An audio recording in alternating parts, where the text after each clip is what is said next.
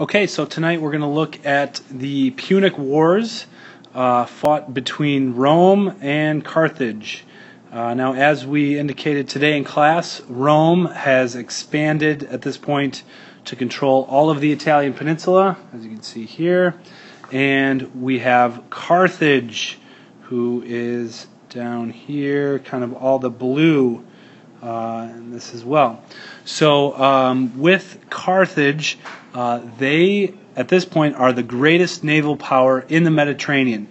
We talked about these guys when we talked about the Phoenicians. These are the Phoenicians that had left the eastern Mediterranean and established their new city of Carthage, and from there grew and developed into a great trading power. Now, the big aspect of this war, or of these wars, is that this is going to start Rome down their road to empire. So we'll take a look at that after the wars that take place. Okay, so we're going to take a look at the First Punic War, which is going to take place from 264 to 241 BC. You can see that down here. Okay. And really the cause of this first war between Carthage and Rome is going to be for competition of the Mediterranean and being able to trade throughout the Mediterranean. So really this war is fought over Sicily and the Western Mediterranean. And basically what happens after they fight for quite a while, the treaty comes out, and with that there's no clear winner. But Rome is they're the ones that are going to gain most from this treaty, in that they have complete control over the seaways, and at this point they really pretty much destroy the Carthaginian navy. So they're able to do that and take them out. However, a little bit down the road, Carthage is going to look to avenge their loss here and get revenge on the Romans. But ultimately, the results of this war are that Rome defeats Carthage and gets Sicily, so they have control of Sicily as well as Sardinia. So they have control of these islands here. All right, on to the Second Punic War. Okay, so here we're looking at a map of what's going to take place here during the Second Punic War. So this is Hannibal, is the Carthaginian the leader that is going to seek revenge on the Romans. So you can see his route here. He's going to cross into Spain, and at the start of the war, Carthage had control of a lot of Spain, but part of their alliance from before was that the Carthaginians would not pass Saguntum, which is right here in Spain, and Hannibal does it anyways, and he wins.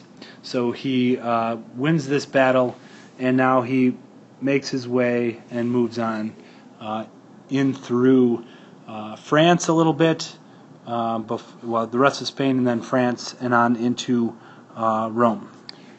Okay, so here are a couple depictions of Hannibal and his men. So in terms of Hannibal, he is a military genius out for revenge. He plans to lead 50,000 infantry, 9,000 cavalry, and 60 elephants into Italy and into Rome. And he took the land route. So like I said, he's going to go through Spain and France. The only issue there is that he's going to need to travel through the Alps to reach northern Italy. So en route, he actually is going to lose about half of his men and most of his elephants, because it is kind of tricky to get through the Alps. But he's still going to move on and attack northern Italy. Now, when he does so, he is going to win many battles throughout Rome, throughout the Italian peninsula. So I'm going to go back to the map here. Okay, so as you can see, he has followed this route along the way. He's going to win here,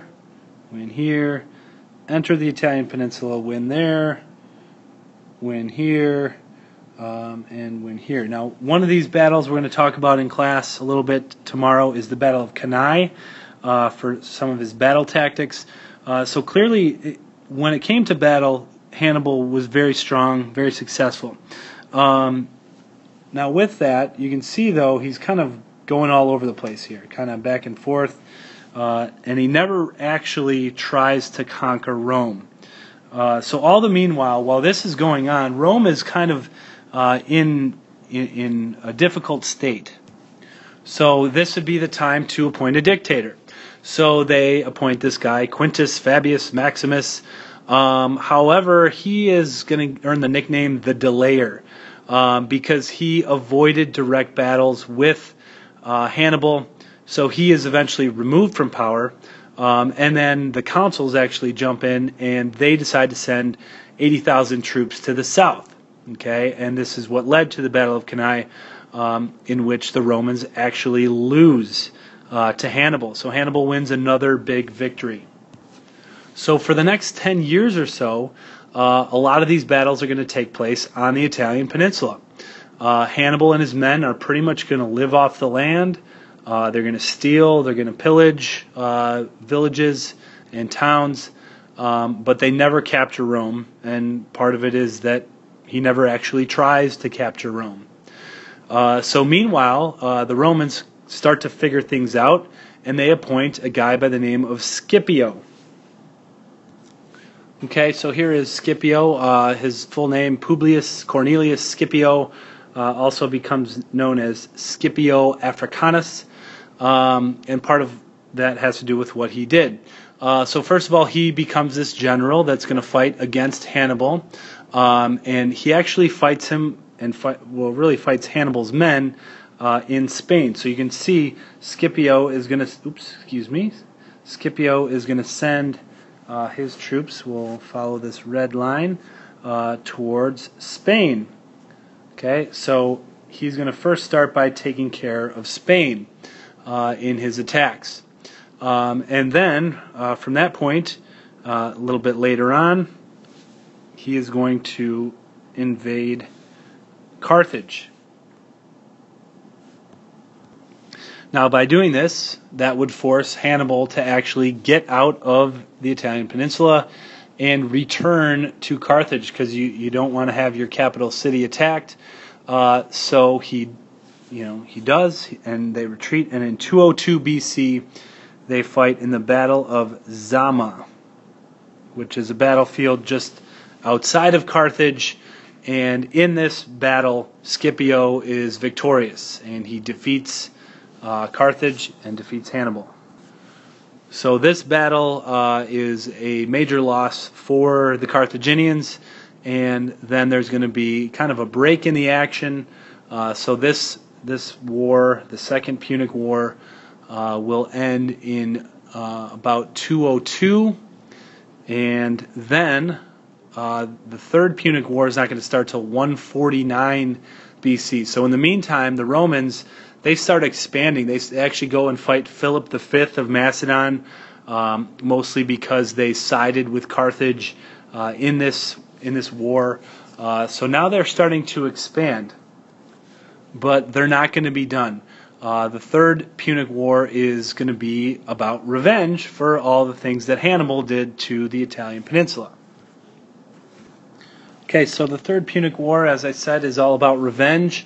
You actually have one statesman in Rome named Cato, which he would give a speech. It didn't matter what he was talking about, but he would end the speech with, "I also think Carthage should be destroyed," every time, no matter what, and he would get his wish. So at this point, really, by the 150s and into 149, when the war actually starts, Carthage is no longer a threat to Rome, but they're just attacking for revenge from Hannibal's invasion. And Carthage is seized, it's taken over, and 50,000 inhabitants of Carthage are then sold into slavery. So this is going to be another issue that's going to come up, and we're going to talk about that within the Roman Republic in a little bit. But Rome is not done. They are now going to start to dominate all of the Mediterranean by about 70 BC. Okay, so we're back to this map in that now in the east, the Romans have conquered Macedonia, Greece, and part of Anatolia as they're expanding here in the right. Okay. And then as far west as Spain. So now Rome really is an empire. Now we're not going to call it an empire totally yet because it's still under the government of the Republic, but you have some problems that are going to be lying ahead in terms of controlling this very large piece of land, and in order to keep it in the form of the Republic is a challenge in and of itself. So I'd like you to think about that in terms of what problems you might see in controlling this large empire. And with that, I'd like you to answer a couple of questions on one of the Google Forms. So go back to my website, click on the thing that says Punic Wars questions, and take that really quick little quiz. All right, thank you, and have a good night.